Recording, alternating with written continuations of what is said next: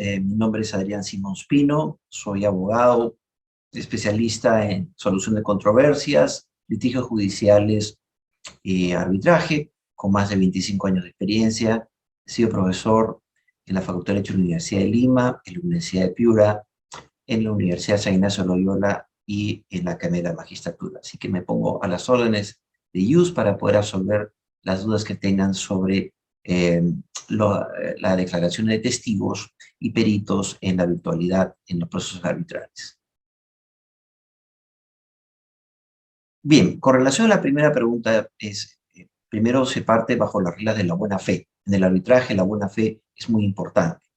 La conducta de las partes, la conducta de los testigos, de los peritos y de cualquier persona que intervenga en el arbitraje.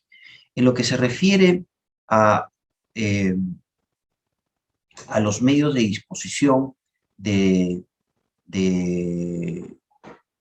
que tienen las partes y los árbitros para poder llevar adelante las audiencias arbitrales, existen diversas plataformas que son utilizadas muy comúnmente, Google Meet, Zoom o Teams. Dependiendo de la zona, dependiendo de la práctica, en la gran mayoría de los casos se usan las plataformas que acabo de indicar por su confiabilidad, por su facilidad de crear salones autónomos para que las partes puedan discutir sus temas, preparar sus estrategias, o para que el tribunal pueda entrar a una deliberación breve frente a cualquier incidente entre las partes o una objeción procesal en la audiencia.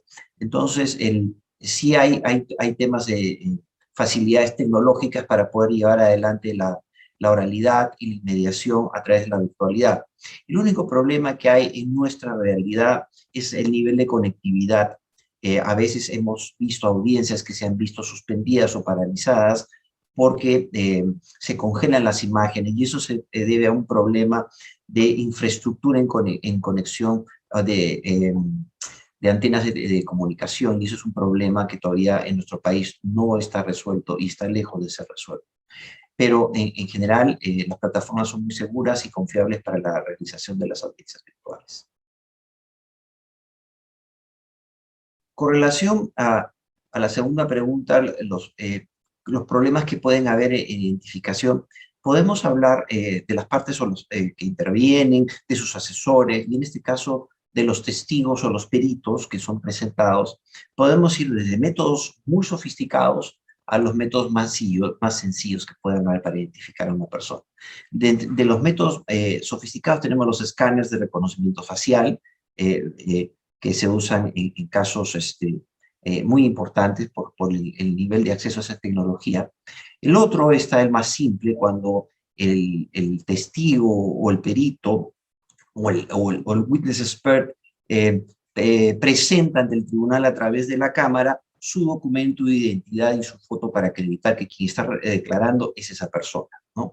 Hay otras maneras incluso más seguras cuando se solicita que el testigo o el perito acuda a la sede, por ejemplo, cuando es un arbitraje institucional, a la sede de la Secretaría, y se le habilita una oficina con presencia del secretario, y el secretario arbitral es el que da fe de la identificación de la persona que se está presentando ante cámaras para poder declarar.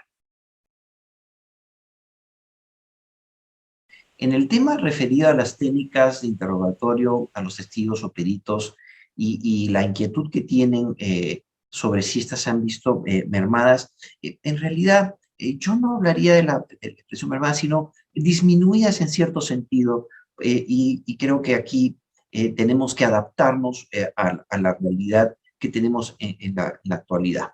Eso no quiere decir que la virtualidad esté siempre presente. Yo creo que vamos a ir a un sistema arbitral híbrido o mixto. El tema de las técnicas de interrogatorio, para que no se vean disminuidas, parten por la preparación del testigo. Y esto creo que es importante. Y como lo dije al comienzo de esta entrevista, la preparación al testigo o al perito tiene que estar bajo la siguiente nomenclatura: la buena preparación ética. Eso es muy importante.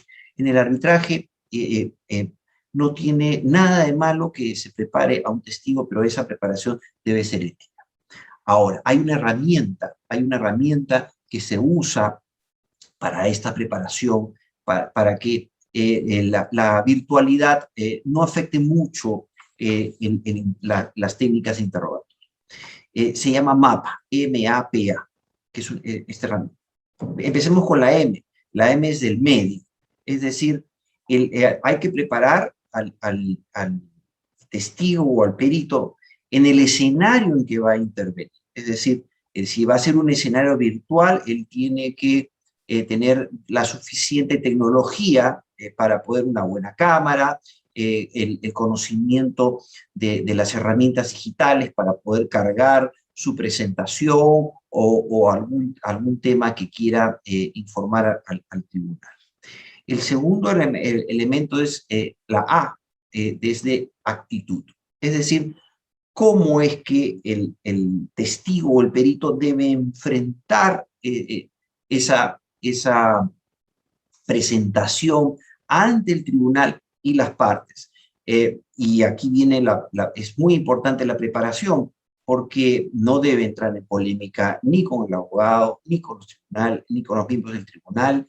Debe mantener un tono de voz equilibrado, pausado y entendible, etc.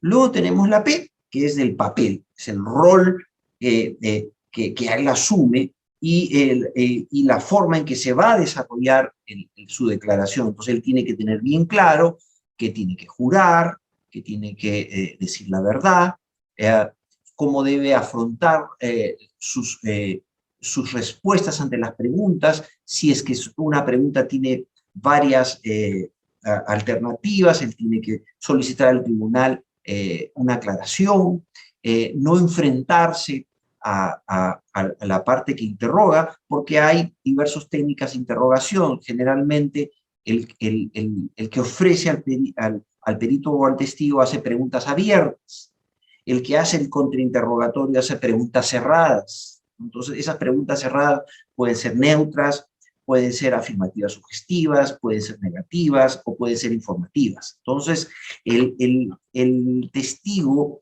o el perito tiene que estar preparado para absolver este tema de las preguntas y cómo es que no es lo mismo absolver preguntas del demandante que absolver preguntas del demandado que hacen a través del contrainterrogatorio.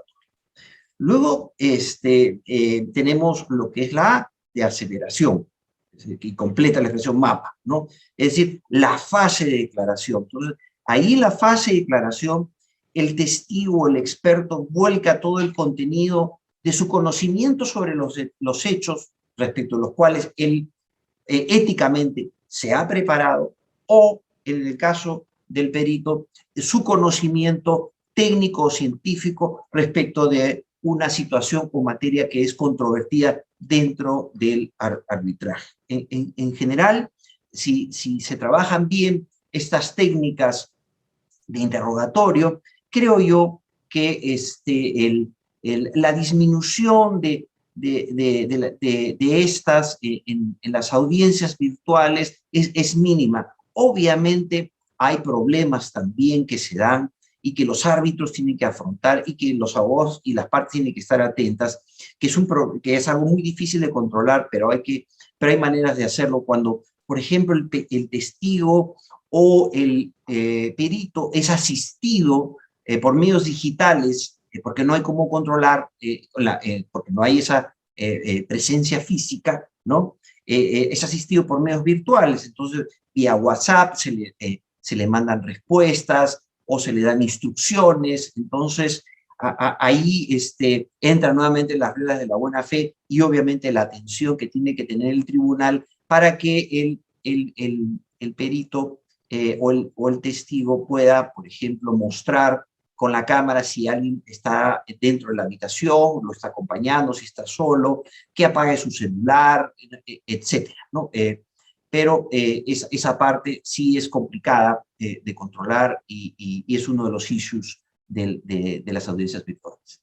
Agradezco a la revista Ius Veritas de Católica, agradezco el entusiasmo que tiene para la difusión del arbitraje y cualquier método de solución de controversias, y quedo siempre a disposición de ustedes y del público en general. Muchas gracias y los felicito.